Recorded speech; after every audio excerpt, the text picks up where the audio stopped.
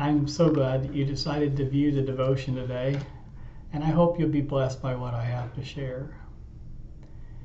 You know, as a chaplain for a company of over 200 employees, I hear all kinds of life situations that employees share with me. Some are stories of struggle and illness and heartache, but some are stories of changed lives, of healing, of blessings in their lives. You know, many of those stories touch me, they impact me. I often find myself praying for someone that has shared a struggle with me or an illness, and I also find myself rejoicing and giving God glory for the victories that they share with me, the good things that they share. You know, it's a real privilege to be in this position. But every once in a while, I hear a story that just begs to be shared. This past Monday, I was told such a story, and Austin has given me permission to share his story with you. On June 1st, Austin was driving his motorcycle to work early in the morning. He was going about 70 miles an hour northbound on Highway 31. And all of a sudden, there's two deer directly in front of him. He hit one dead center, and he immediately went airborne over the handlebars and the deer, started tumbling and rolling down the highway. He was conscious and aware the entire time. And fortunately, he was wearing his helmet.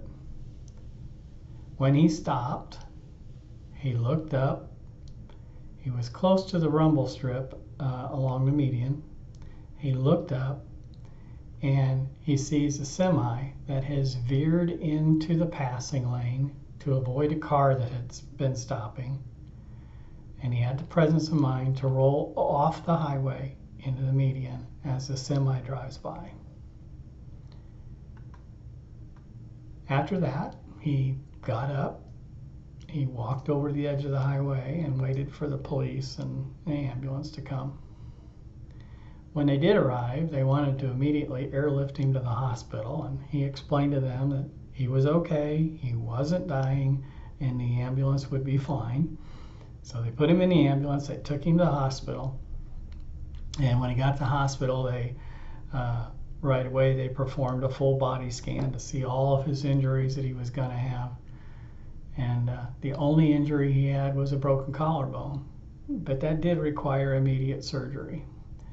So now, after his surgery, his collarbone is good, but he is the proud owner of a plate and 8 screws in his shoulder. That's amazing, right? All he had was a broken collarbone. But now the rest of the story.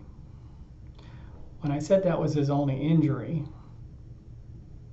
that was literally his only injury. Austin did not have one scratch, abrasion, or cut, or anything from rolling down the highway. He did have the toe of one of his shoes damaged, and he'll gladly show you that shoe, and he'll gladly show you the scar on his shoulder from his surgery. But think about it. This story is nothing short of miraculous. I wholeheartedly believe that this is a situation in which God, in His sovereignty, chose to protect Austin.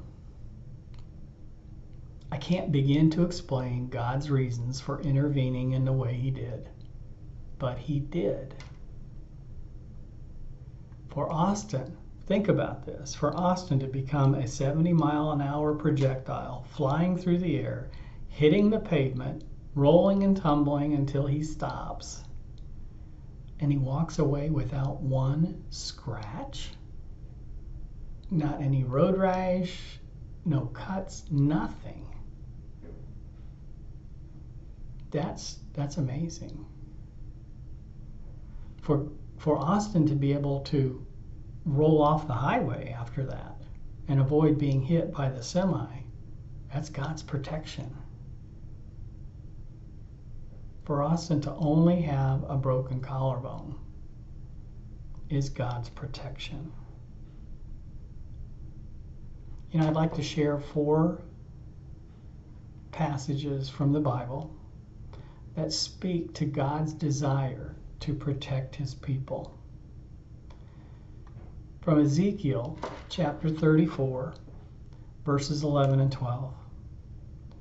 For this is what the sovereign Lord says, I myself will search for my sheep and look after them, as a shepherd looks after his scattered flock when he is with them.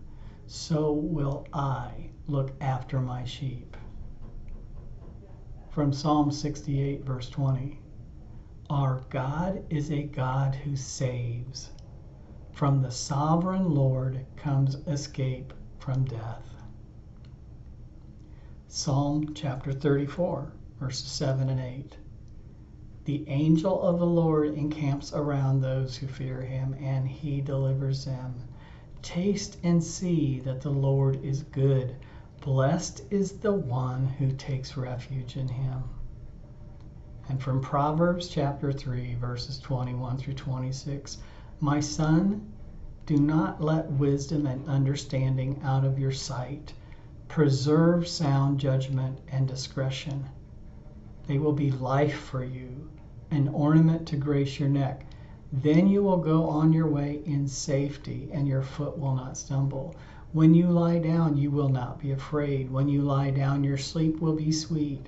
Have no fear of sudden disaster or the ruin that overtakes the wicked, for the Lord will be at your side and will keep your foot from being snared.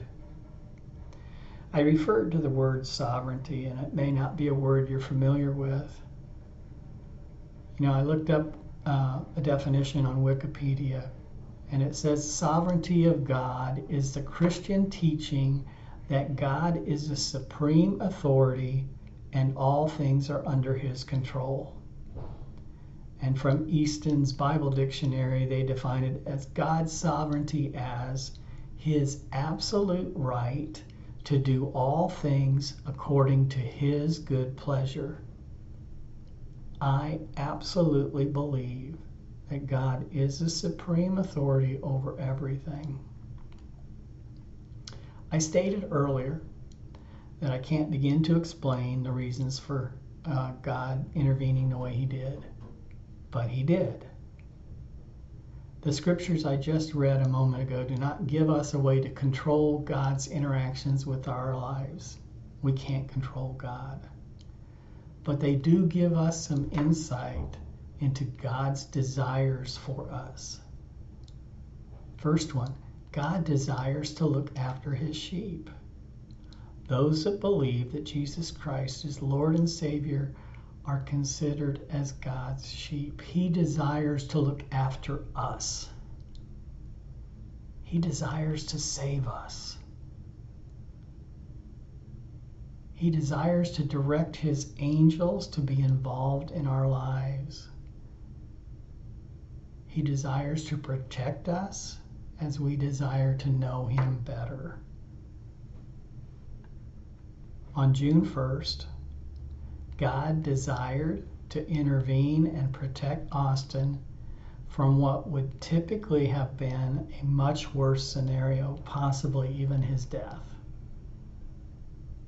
It's so refreshing to be reminded that God does care and is still actively involved in our lives. God desires you and me to get to know him better. What do you desire? I would love to talk with you about growing your relationship with God. Let me know if you're interested. God bless and have a great day.